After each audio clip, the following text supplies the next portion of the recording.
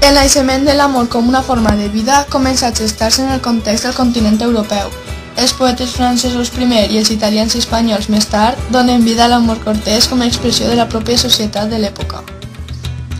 En l'edat mitjana, època històrica caracteritzada per un ressorgir del sentiment i dels plaers, naix el concepte revolucionari de l'amor cortès, que destaca i idealitza la figura de la dona i de la seva bellesa física. Exalta com a objecte de culte que permaneix inalcançable per a un amant humil i submís que rendeix devoció i lealtat a un amor quasi impossible. Una manifestació amorosa que trasllada la relació feudal entre el senyor i el vassall a l'expressió de l'amor entre una dama que sol ser sobirana o d'alt rang, inclús casada, que exerceix autoritat sobre l'amant, qui viu condemnat a l'amor inalcançable de la dama, sotmès als seus desitjos i amb el propòsit de ser mereixedor de l'amor de la seva amada. Un amor que mai aplega. Les característiques de l'amor cortès es poden resumir en les següents.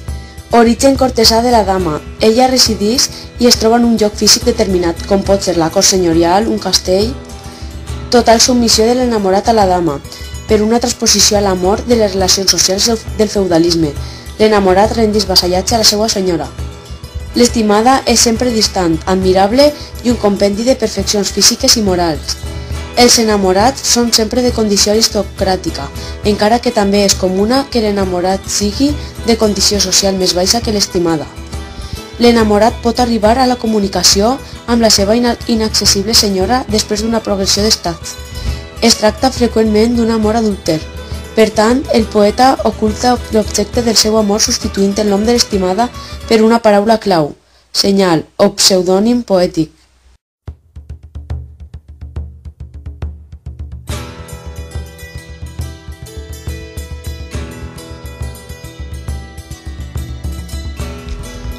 Triangle amorós. En aquest gènere es pot observar un triangle amorós en el qual estan el trobador, que és el vassall, la midons, que és la senyora, i el xilós, que és el marit. En les obres podem destacar la fidelitat que hi ha en el trobador, que aquest li jura fidelitat a la dama i a canvi li demana protecció al rei. És una fidelitat molt complexa perquè també hi és infidel al senyor. En la majoria d'obres de l'amor cortès també apareixen uns altres personatges anomenats lausenciers, que són els encarregats de vetllar per la fidelitat que la dama deu al seu marit. Les etapes de l'amor cortès es poden dividir en 4. Fenedor, pregador, entenedor i finalment drus o amant.